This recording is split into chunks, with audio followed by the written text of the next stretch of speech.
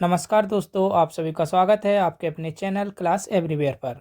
तो दोस्तों, आज की इस क्लास में हम एलिगेशन से रिलेटेड मोस्ट इम्पोर्टेंट क्वेश्चन देखेंगे। इससे पहले मैंने आपको रेशियो एंड प्रोपोर्शन और मिक्सचर से रिलेटेड मोस्ट इम्पोर्टेंट क्वेश्चंस कराए हैं। सारे के सारे टॉपिक मैंने अपनी playlist maths for railway group D and NTPC में ऐड करके रखे हैं, तो उन्हें भी आप ज़रूर देखना। और दोस्तों, ये सारे के सारे क्वेश्चन मैं प्रीवियस ईयर क्वेश्चन कराता हूँ ताकि आपको एग्ज़ाम में यही क्वेश्चन सेम टू सेम देखने को मिले। तो चलिए बिना देरी किए हुए आज के पहले क्वेश्चन से शुरुआत करते हैं। और आज का हमारा टॉपिक है मिक्सचर एंड एलिगेशन का टॉपिक एलिगेशन।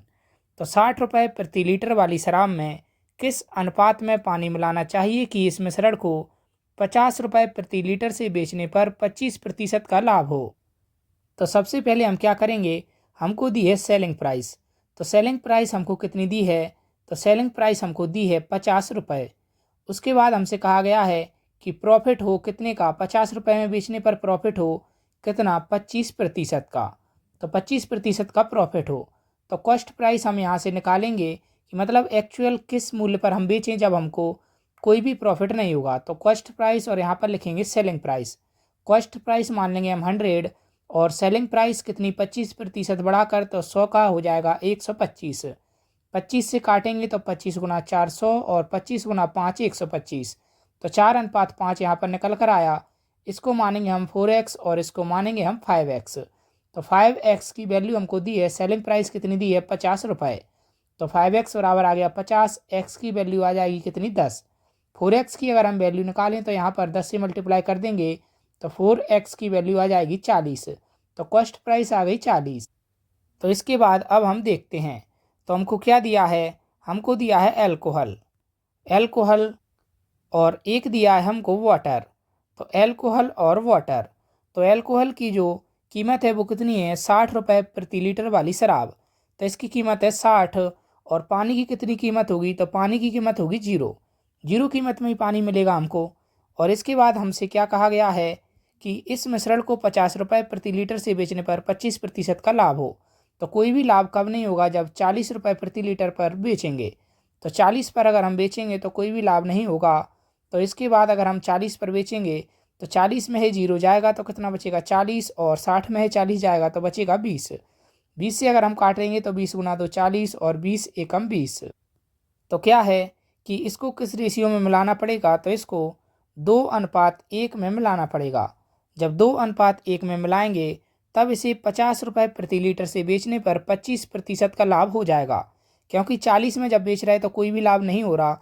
उसके बाद अगर हम इसको 50 में बेच देंगे तो हमको 25% का लाभ हो जाएगा। तो इसका करेक्ट आंसर हो जाएगा 2:1।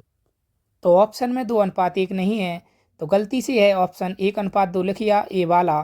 तो इसको आप ई ऑप्शन में लिख लेंगे 2:1। तो इसका करेक्ट आंसर हो जाएगा ऑप्शन ई 2:1। अगला प्रश्न देखते हैं। तो यदि एक कक्षा में छात्रों का औसत वजन 15 तथा दूसरी कक्षा के छात्रों का औसत वजन 30 है, तो पहले छात्रों का दूसरी कक्षा के छात्रों से अनुपात क्या होगा यदि दोनों कक्षा के छात्रों का औसत वजन 25 हो। तो पहली कक्षा के जो छात्र हैं उनका औसत वजन हमको दिया है कितना 15, और दूसरी कक्षा के जो छात्र हैं उनका औसत वजन दिया गया है कितना 30। इसके बाद कहा गया तो पहले के छात्रों का दूसरी कक्षा के छात्रों से अनुपात क्या होगा यदि दोनों कक्षा के छात्रों का औसत वजन 25 है। तो दोनों कक्षा के छात्रों का औसत वजन कितना दिया है हमको 25। इसके बाद हम इसको सॉल्व करेंगे।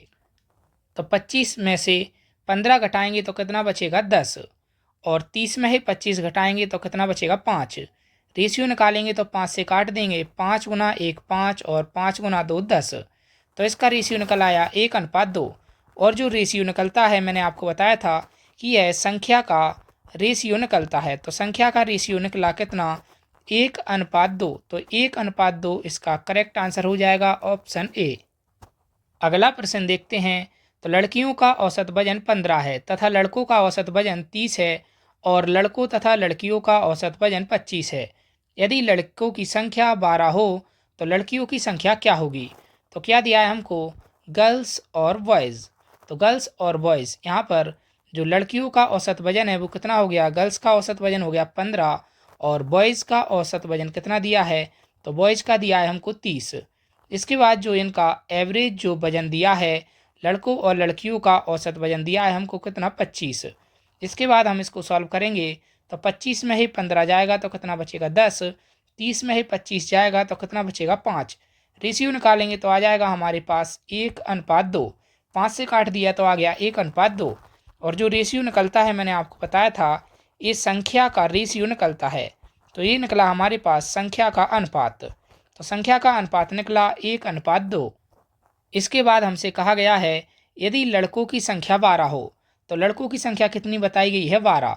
तो यहाँ पर हमारा रखना रेशियो में लड़कों की संख्या 2। तो 2 यूनिट की अगर हम वैल्यू निकालेंगे तो 2 यूनिट की वैल्यू दी है 12। 1 यूनिट की अगर हम वैल्यू निकालेंगे तो 1 यूनिट की वैल्यू निकल कर आएगी 6। और यहाँ पर जो गर्ल्स की रेशियो है वो है 1। तो 1 यूनिट की वैल्यू है 6, 6 का मल्टीप्लाई कर देंगे तो 6 इसका करेक्ट आंसर हो जाएगा। तो लड़कियों की संख्या कितनी हो जाएगी 6। ऑप्शन सी इसका करेक्ट आंसर हो जाएगा। अगला प्रश्न देखते हैं। तो लड़कियों की संख्या से लड़कों की संख्या का अनुपात 1:2 है। यदि लड़कों का औसत वजन 20 किलोग्राम है तथा लड़कों और लड़कियों का औसत वजन 25 किलोग्राम है तो लड़कियों का औसत वजन क्या होगा। तो क्या दिया है हमको दिया है यहाँ पर बॉयज़ और गर्ल्स का रेशियो, यानी कि बॉयज़ और गर्ल्स का जो रेशियो दिया है तो इसको हम साइड में लिख लेंगे। तो गर्ल्स और बॉयज़, ये ध्यान रखना आप पहले दी हैं लड़कियाँ उसके बाद लड़के। तो गर्ल्स और बॉयज़ का जो रेशियो दिया है वो दिया है हमको 1:2। इसके बाद हमसे कहा गया है कि लड़कों का औसत वजन 20 किलोग्राम है। तो बॉयज़ का जो औसत वजन है वो है 20 किलोग्राम तथा लड़कों और लड़कियों का औसत वजन, तो लड़कों और लड़कियों का जो औसत वजन दिया है हमको वो दिया है कितना 25 किलोग्राम। तो लड़के और लड़कियों का औसत वजन दिया 25 किलोग्राम। तब हमसे पूछा है तो लड़कियों का औसत वजन क्या होगा। तो लड़कियों का जो औसत वजन होगा वो हम मान लेंगे x। मान लेते हैं कि x इनका औसत वजन होगा। तो यहाँ पर दिया है 25। तो मैंने आपको बताया था कि इन दोनों में से क्या रहता है कि ये जो दोनों संख्याएं इनमें से एक बड़ी होगी एक छोटी होगी, यानी कि 25 से एक संख्या बड़ी होगी और एक छोटी होगी। तो 25 से 20 कैसी है, 20 जो है वह छोटी है। तो x कैसा होगा, x होगा बड़ा। तो क्या करेंगे हम x में से 25 को घटाएंगे तो x - 25 और 25 में से 20 घटाएंगे तो कितना आ जाएगा 5। और इनका रेशियो हमको दिया है कितना 1:2। सबसे ज़्यादा लोग यहीं पर गलती करेंगे। यहाँ पर रेशियो दिया है गर्ल्स और बॉयज़ का, जबकि यहाँ पर लिखा है बॉयज़ और गर्ल्स। तो बॉयज़ और गर्ल्स का अगर हम रेशियो निकालेंगे तो बॉयज़ और गर्ल्स का जस्ट इसका अपोजिट हो जाएगा 2:1। तो बॉयज़ और गर्ल्स का रेशियो होगा 2:1। अगर आप 1:2 पर सॉल्व कर देंगे तो आंसर गलत आ जाएगा। तो बॉयज़ और गर्ल्स का रेशियो दिया हमको 2:1। इसके बाद हम इसको सॉल्व कर देंगे तो x - 25/5 इक्वल टू आ जाएगा हमारा 2/1। तो x - 25 इक्वल टू हो जाएगा 10। x बराबर आ जाएगा कितना 35। तो x की वैल्यू हमारी निकली 35। तो क्या है जो गर्ल्स का जो औसत वजन है वो हो जाएगा 35। तो इसका करेक्ट आंसर हो जाएगा ऑप्शन बी। अगला प्रश्न देखते हैं। तो एक कस्बे में जनसंख्या 8000 है। एक साल में पुरुषों की जनसंख्या 10% बढ़ती है तथा महिलाओं की जनसंख्या 8% बढ़ती है, लेकिन कुल जनसंख्या में 9% की वृद्धि होती है। तो कस्बे में पुरुषों की संख्या कितनी है। तो क्या दिया है हमको मेल प्लस फीमेल। तो मेल प्लस फीमेल टोटल हमको दिए हैं कितने 8000। तो एक कस्बे में जनसंख्या है 8000 और एक साल में मेल और फीमेल की जो जनसंख्या बढ़ती है तो पुरुषों की जनसंख्या बढ़ती है 10% और महिलाओं की जनसंख्या बढ़ती है 8%। लेकिन कुल जनसंख्या कितनी बढ़ती है, तो जो एवरेज जनसंख्या है वो बढ़ती है 9%। दोनों की मिलाकर बढ़ती है 9%। इसके बाद हम रेशियो निकालेंगे। तो मैंने आपको बताया था कि जो रेशियो निकलता है वो किसका निकलता है, तो वो संख्या का अनुपात निकलता है। तो इनकी संख्या का अनुपात अगर हम निकालें तो निकलेगा 9 में से 8 जाएगा 1 और 10 में से 9 जाएगा तो 1। तो संख्या का रेशियो हमारे पास आ गया 1:1। इसके बाद अगर हम इनका सम करेंगे तो 1 + 1 हो जाएगा 2 यूनिट। तो 2 यूनिट की वैल्यू हमको दी है कि टोटल जनसंख्या है 8000। 1 यूनिट की अगर हम वैल्यू निकालेंगे तो 2 चौक 8 और 3 0। तो 1 यूनिट की वैल्यू निकली 4000। इसके बाद हमसे पूछा तो कस्बे में पुरुषों की संख्या कितनी है। तो मेल की संख्या कितनी है, 1 यूनिट।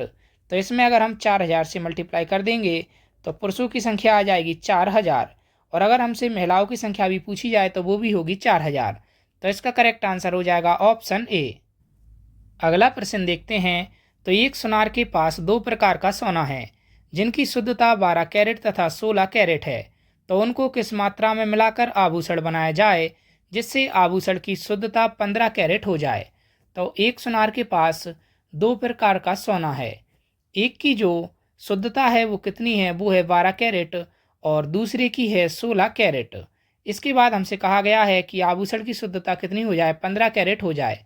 तो एवरेज जो शुद्धता बताई है वो बताई है 15 कैरेट। इसके बाद हम अगर इसको सॉल्व करेंगे तो 16 में से 15 जाएगा 1, और 15 में से 12 जाएगा तो 3। तो क्या करना पड़ेगा, इसे 1:3 में मिलाना पड़ेगा। तो इसका करेक्ट आंसर हो जाएगा ऑप्शन ए। अगला प्रश्न देखते हैं। तो सोना पानी से 19 गुना भारी है, तो जो गोल्ड है वो कितना भारी है वाटर से।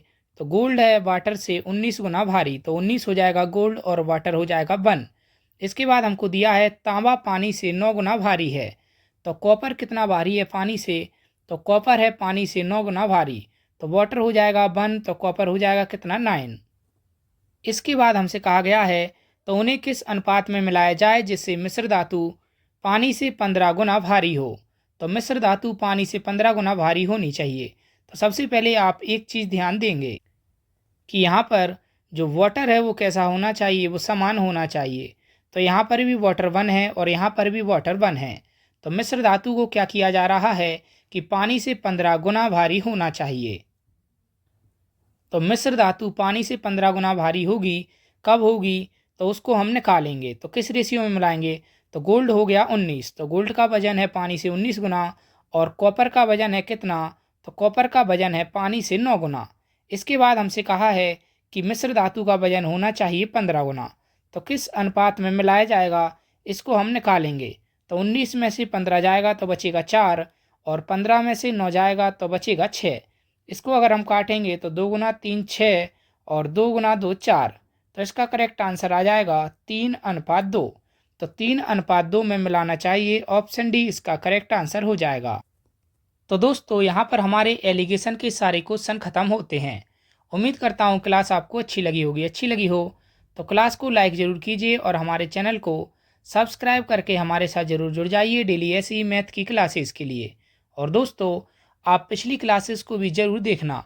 तो पहला हमारा टॉपिक था रेशियो एंड प्रोपोर्शन, उसके बाद मैंने आपको पढ़ाया था मिक्सचर, तो उसे भी आप ज़रूर देखना। धन्यवाद।